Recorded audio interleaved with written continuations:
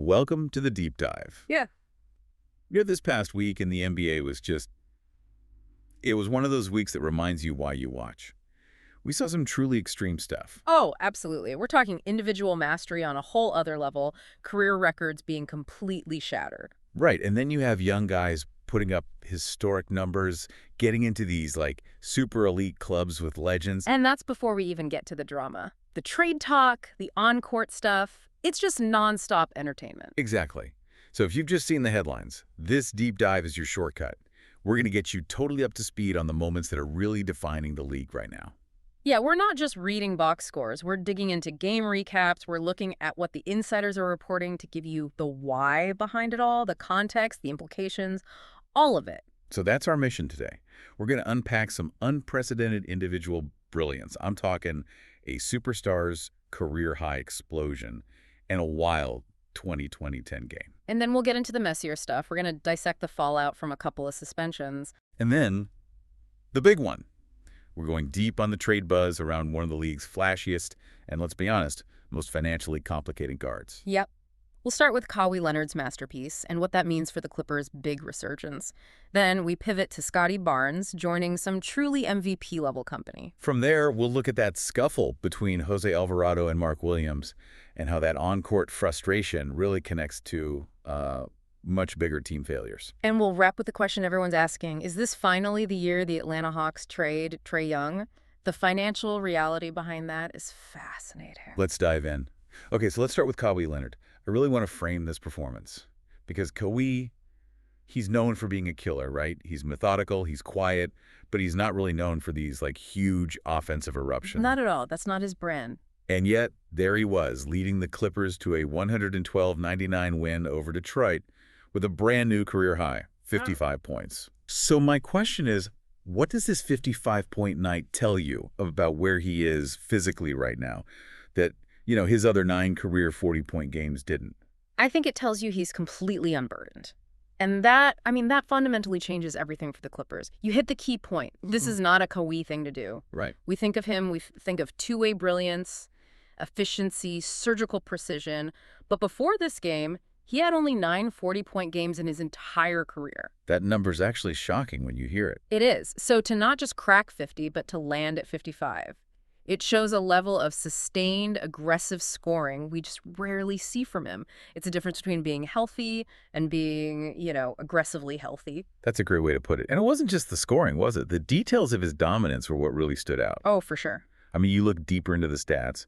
He paired those 55 points with 11 boards and 5 steals. That 5-steal number just jumps out. He wasn't taking the night off on D to chase points. Absolutely not. And the efficiency is what makes it a true masterpiece. He was 17 of 26 from the floor.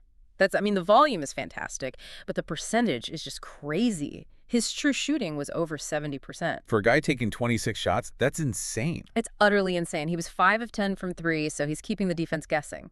But the part that really got me, the part that's often overlooked in these big scoring nights, 16 of 17 from the free throw line. That's the key indicator for me. That's it. You don't get to the line 17 times by just settling for jumpers. No way. You get there by attacking, by forcing the issue, by drawing contact. It just screams that he felt zero physical limitations. He was willing to take the punishment all night long. Precisely. And what's almost unbelievable is that 55 could have easily been higher. Right, he barely played in the fourth. He had 51 points after just 3 quarters. He dropped 26 in the third quarter alone. The Clippers were up by 23 going into the final frame, so they just didn't need him. If that game's close, we're talking about 60, maybe even 65 points. The fact that his team's success capped his own point total is probably the biggest compliment you could give him. It is. So this is where it gets really interesting for me.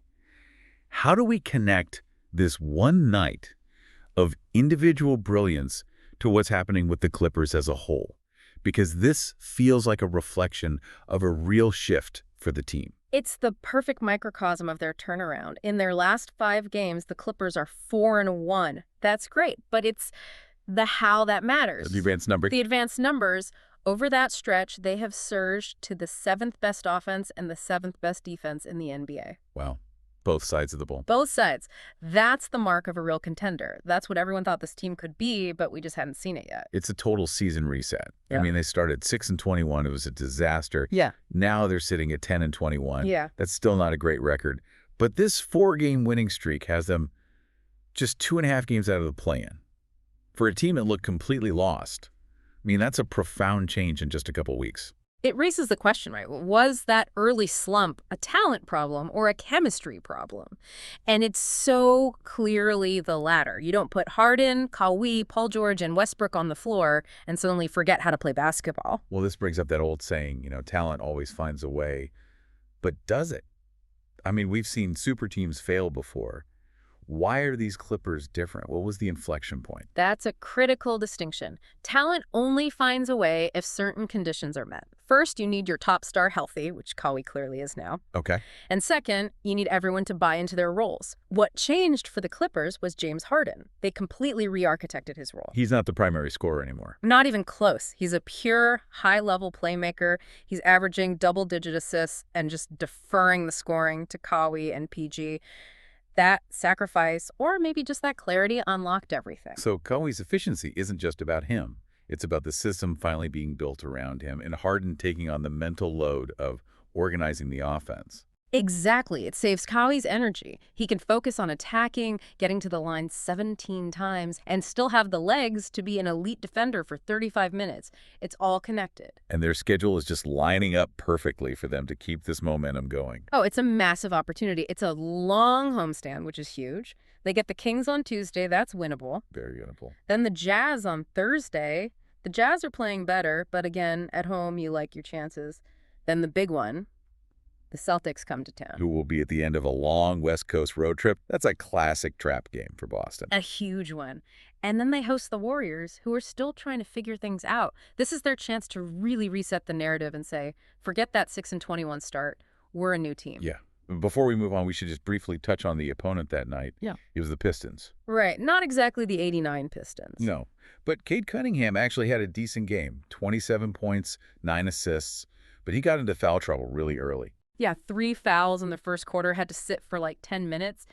And when your best player is neutralized like that, it just opens the floodgates for a guy like Kawhi to completely take over. The post-game analysis was just brutal for Detroit. Yeah. Said the starters got obliterated.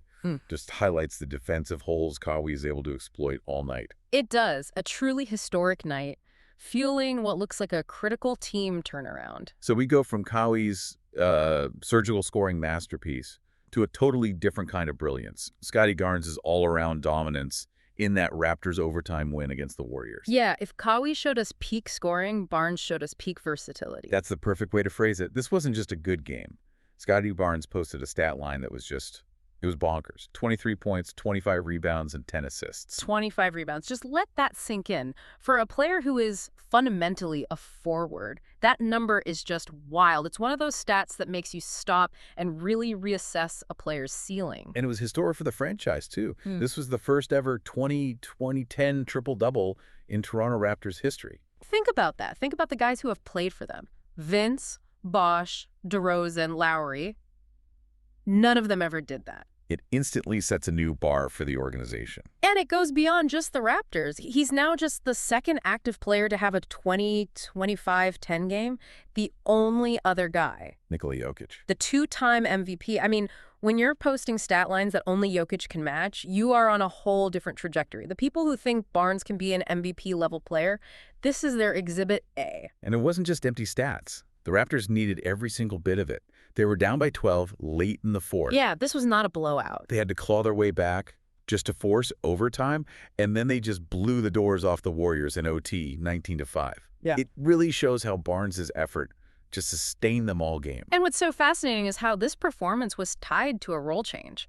He was basically playing starting center because Jokic Paul is out with back trouble. Right. So he's not just doing this against the typical matchup. He's doing it while playing out of position.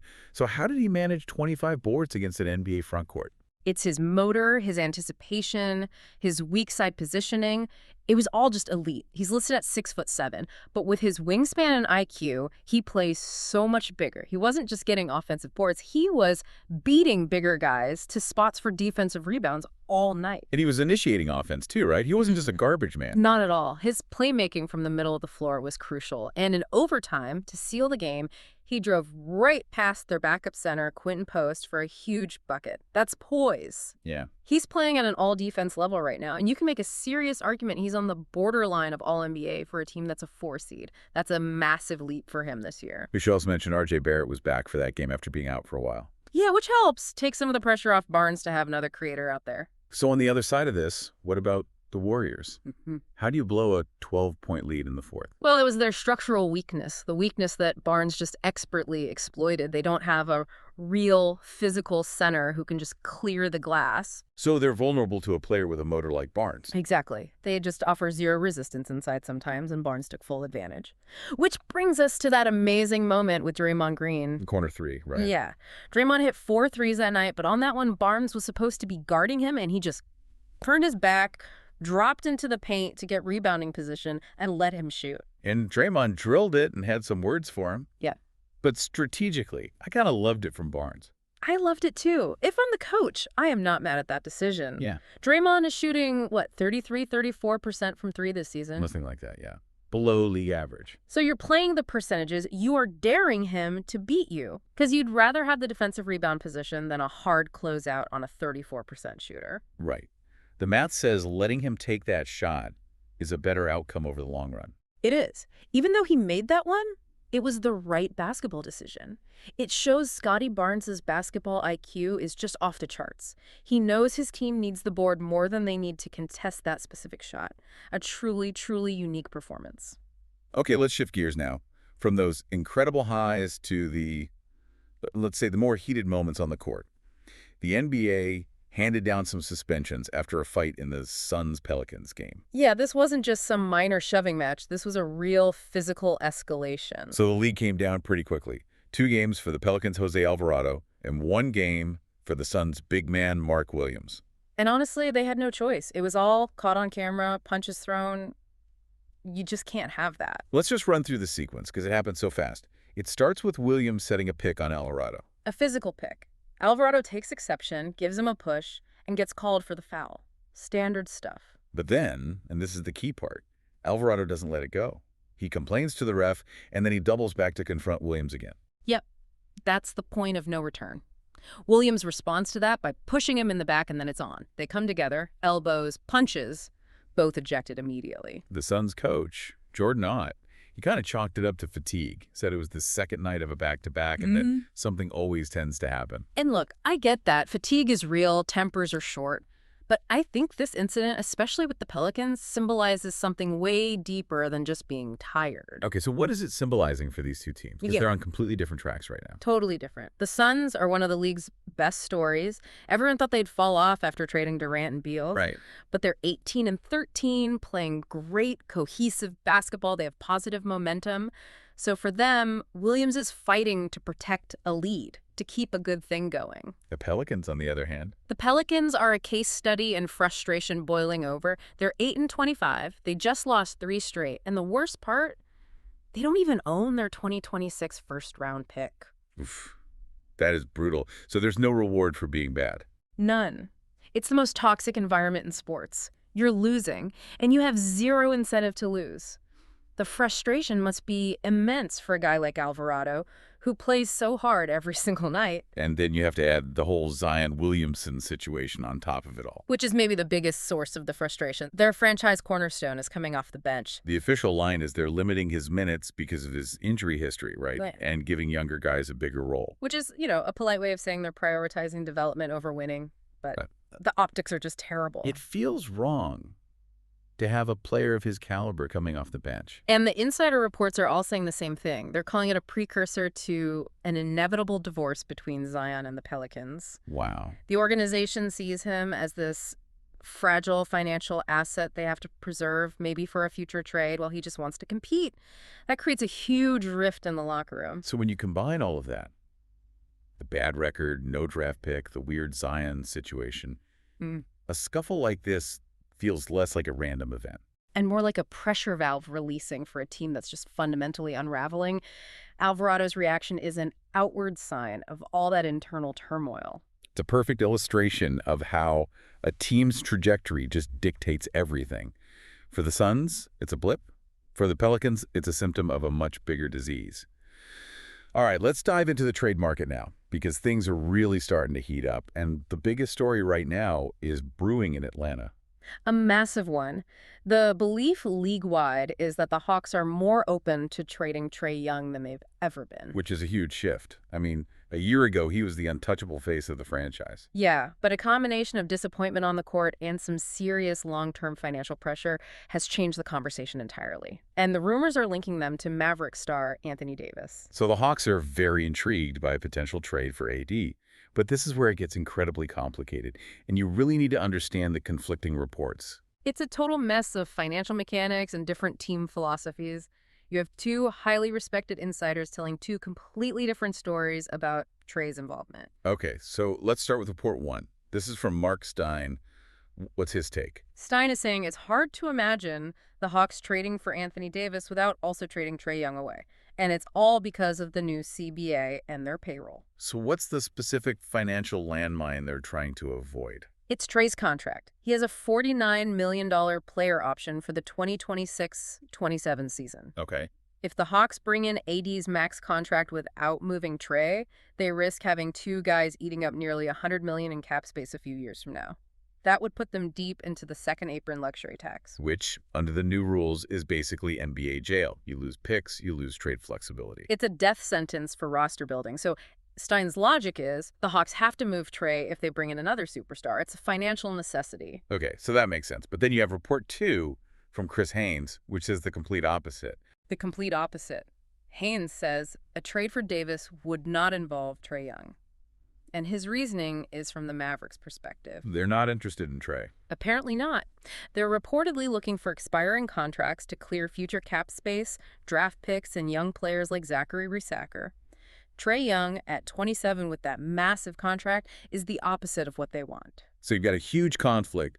The Hawks need to trade him for financial reasons, but the Mavericks, their rumored partner, don't want him. Exactly. And that's why these deadlines get so complicated. It's not just about talent, it's about aligning future financial goals. And the math just doesn't work for a simple two-team swap. Not even close. Trae's cap hit is just under $46 million. AD's is over $54 million. So you've got to find other pieces, which is why this would almost certainly have to be a multi-team trade. Right, like that hypothetical five-team trade that Bobby Marks from ESPN put out there. That's the kind of creativity it would take. His mock trade sent AD to Atlanta and Trae Young to the Sacramento Kings, and it involved the Warriors and Pistons, too. So what's the key piece that makes a deal that complicated actually work? It's almost always a large expiring contract. That's the lubricant. In Mark's hypothetical, it was Kristaps Porzingis and his $30 million expiring deal. And why is that so valuable? For the team that gets it, like the Warriors in that scenario, it's $30 million that just vanishes from their books next summer. It's instant cap relief, which helps them duck under those brutal tax penalties. And for the team sending it, it allows them to take back more future salary in the trade. Precisely. It's financial flexibility in a bottle. And the Hawks are desperate for that flexibility right now. And hanging over this whole thing is the health of both guys. Absolutely. Trade value is all about availability. Trace missed time this fall with a knee issue. AD is currently out with a groin injury. So if you're trying to trade for one of them, you're nervous. And if you're trying to trade one away, you need them on the court to maximize their value. You do. The bottom line is the conversation in Atlanta has fundamentally changed. They're staring at the new CBA rules and realizing that to reshape this roster, they probably have to move Trae Young's massive contract.